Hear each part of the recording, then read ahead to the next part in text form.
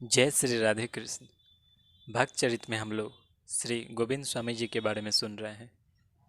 गोविंद दास जी की भक्ति सख्य भाव की थी। वल्लभ संप्रदाय में उन्हें श्री दामा सखा का अवतार माना जाता है। श्रीनाथ जी साक्षात प्रकट होकर उनके साथ खेला करते थे, बाल लीलाएं किया करते थे। गोविंद दास सिद्ध महात्मा और उच्च कोटि के भक्त थे। एक बार रासेश्वर नंदनंदन उनके साथ खेल रहे थे। कौतुकवश गोविंद दास ने श्रीनाथ जी को कंकर मारा। गोसाई विठलनाथ जी से पुजारी ने शिकायत की।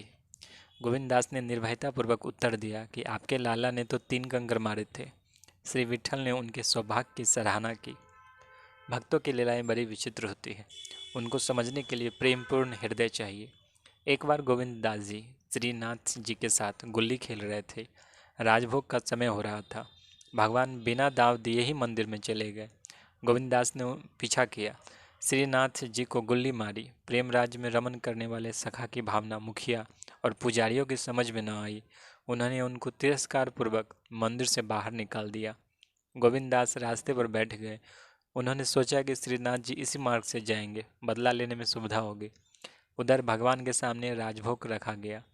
मित्र रूठ कर चले गए। विस्पति के दरवाजे से अपमानित होकर गए थे। भोग की थाली पड़ी रह गई। भोग अस्वीकार हो गया। सखा भूखे हो रूठे और भगवान भोग स्वीकार करे, असंभव बात थी। मंदिर में हाहाकार मच गया। व्रज के रंगीले ठाकुर रूठ गए। उन्हें तो उनके सखा ही मना पाएंगे। विठलनाथ जी ने गोविंद दास की बड़ी मनौती की। वे उनके साथ मंदिर आ गए। भगवान ने राजभोग स्वीकार किया। गोविंद दास ने भोजन किया। मित्रता भगवान के पवित्र यश से धन्य हो गई। एक दिन गोविंद सखा शौच के लिए बाहर जंगल में गए हुए थे। प्रेम में झूमते हुए श्री कृष्ण भी वहां आ गए। वे गोविंद को मंदार के फलों से मारने लगे। इन्होंने भी जब श्री कृष्ण को देखा तो उठकर उन्हीं फलों से उनको भी मारा। इस प्रकार श्री कृष्ण और गोविंद सखा के बीच अपार कौतुक हुए। उधर जब बहुत देर हो गई और ये घर नहीं गए तब इनकी माता भी वहां आई। उन्हें देखकर श्री ठाकुर जी गोविंद की ओट में छिप गए। इसी बहाने से गोविंद की मार से बच गए। गोविंद को देखकर मैया ने कहा, अरे ओट पाई, तूने इतनी देर कहाँ लगाई। गोविंद बिना कुछ बोले मैया के संग चल पड़े। फिर थोड़ी देर बाद विचार आया कि मैं तो शौच के लिए बैठा था, परंतु शुद्धि तो की ही नहीं। तो तुरंत इन्होंने नियमानुसार शरीर की शुद्ध रूप सदाचार किया। श्री गोविंद सखा का श्री ठाकुर जी में प्रगाढ़ प्रेम था। अतः श्री ठाकुर जी के साथ खेलते समय ये प्राय लौकिक सदाचार करना भूल ही जाया करते थे। एक बार पुजारी श्रीनाथ जी के लिए राजभोग की थाली ले जा रहा था। गोविंद दास ने कहा कि पहले मुझे खिला दो, फिर मंदिर में ले जाना। यह सुनकर पुजारी को बड़ा क्रोध हुआ। उसने यह बात गोसाई जी से कही। गोसाई जी के पूछने पर गोविंद दास ने सख्य भाव के आवेश में कहा कि आपका लाला खा पी कर मुझसे पहले ही गाय चराने निकल जाते हैं। मुझे बाद में भोजन मिलता है, इसलिए मैं बाद में जाता हूँ तो मुझे उन्हें ढूंढना पड़ता है।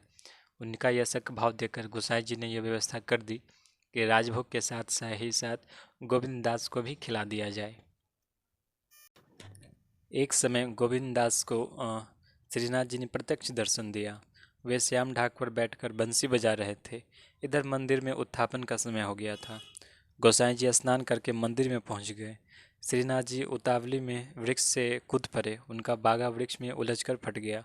श्रीनाथ जी का पट खुलने पर गोसाई विठलनाथ ने देखा कि उनका बागा फटा हुआ था। बाद में गोविंद दास ने रहस्योद्घाटन किया। गोसाई जी को साथ लेकर वृक्ष पर लटका हुआ चीर दिखलाया। गोविंद दास का सखा भाव सर्वथा सिद्ध था। आगे की कथा हम लोग अगले वीडियो में सुनेंगे। जय श्री राधे कृष्ण।